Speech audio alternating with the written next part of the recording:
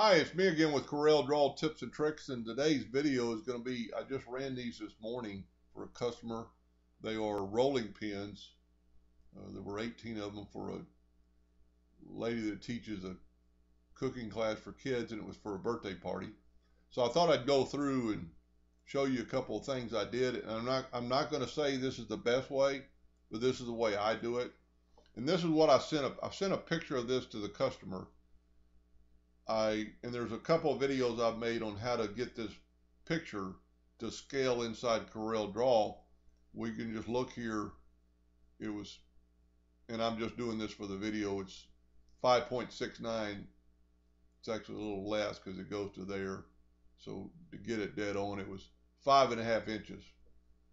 So I was able to, without the boxes, I was able to send this to the customer to show her what it would look like and the font. And she did a couple of things after she sent me the email. She wanted them all caps. So I'm going to show you how I do it. There's a print merge and all that stuff is maybe better if you have a lot of names. But if you just got 18 names, this is going to be fast enough. So here's her email. And all I did was take the names and highlight them. Well, my computer's messing up a little bit. Highlight all the names and copy them, left click, right click, and then paste them inside of Corel Draw. It's going to always put them in the center of the page. And I don't care what you check here, it's not going to change anything. But there's the names. And there's two reasons I like to do this. One, I don't have to retype them. So I know they're all spelled right. And if they're spelled wrong, it's her fault. But this is in paragraph text, so to change it, just go up to text. And I've made a couple of videos on this. Convert it to artistic text. Now they're artistic text, and then all you have to do is just break it apart so you have the individual names. So now you've got each individual name. Then you're going to want to size it to your rolling pin or whatever you're going to do and send it to the customer. And then once you pick on a font, let's say it's 80. That's way too big. This font was actually, and you'll see that this isn't a font anymore. So whatever size she likes, let's say it's 6.5.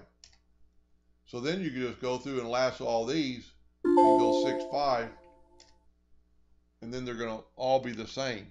Of course, you need to probably spread them out. And that didn't work. So you might have to go through there and individually do them. Or since they're like that, maybe you could group them together. Let's try that. Control G. Well, it's not a font anymore. So let's back up here.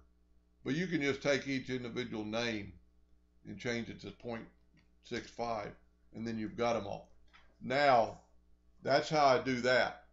So I've already done that. I take it in the laser, and the picture is irrelevant anymore once you get to the laser. But I've got it in P I'm pressing P on the keyboard, so I've got it in the center of the page. Now, I do a lot of drawing in the house, and then I take them out to the shop. If this font, which is Comic Sans MS, if I don't have it outside, then I'm going to take it outside and it's going to open it up and go, it's not going to work. So once you have it all done, then you can convert them to a curve. And let's back up here just a second and get those names back. She wanted them all, after she saw it, she goes, I'd like them all to be capital.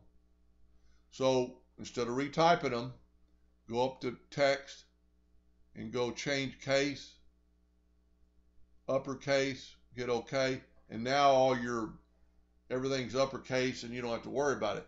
So going back, let's put this back in the center of the page, even though the picture is irrelevant anymore, because the picture is not even 100% straight. Then you're going to take it to and you need to take in your first name, but you need to move these off the page so the laser doesn't try to print them. Now, I kept them as a font just in case something happened. So I've got them here. So I made a jig, and anybody can make this jig.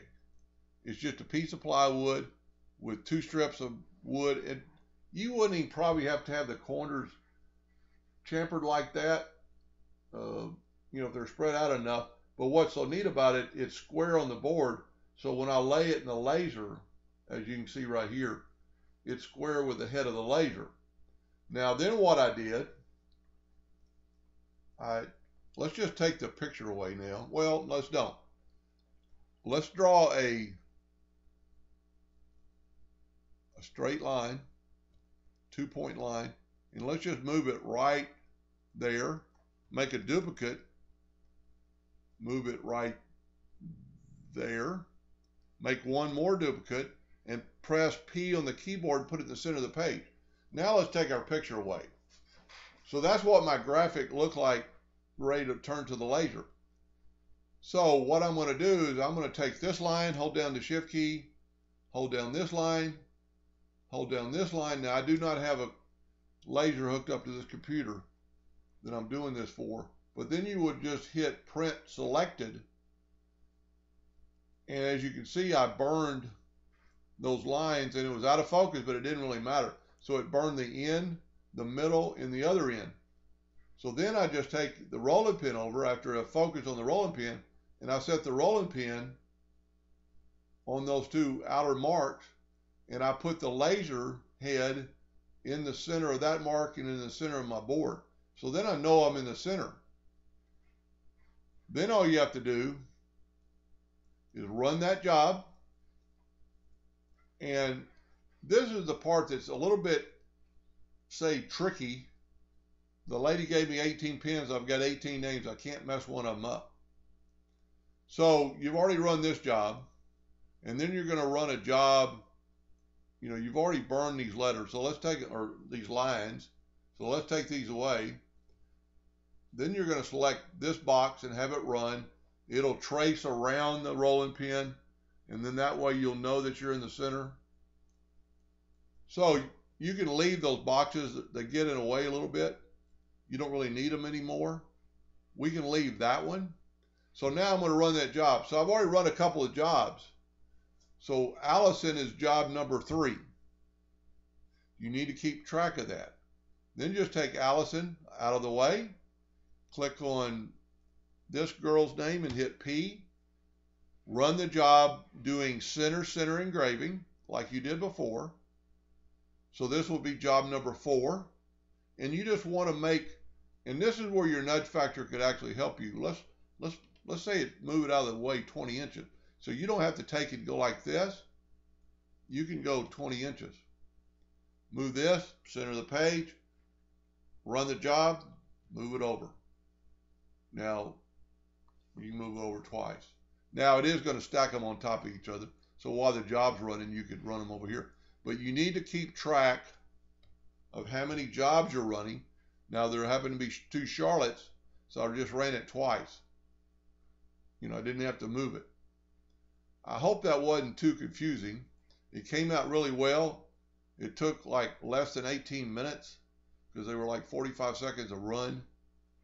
And everything came out perfect. Everybody's happy. I'm happy. Ran real fast.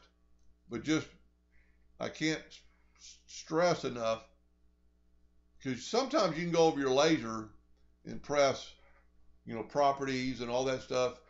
And if you don't hit OK and you don't see it and you move over to your laser and it runs that name again because you didn't send it to the laser. So keep track of your numbers. Matter of fact, if I had more of these to do, I would probably number them, or at least have a piece of paper printed out with like Charlotte is number 5, Charlotte's number 6, Clara is number 7, and just make sure you don't double print. Anyway, I hope that helped a little bit. Thank you for watching.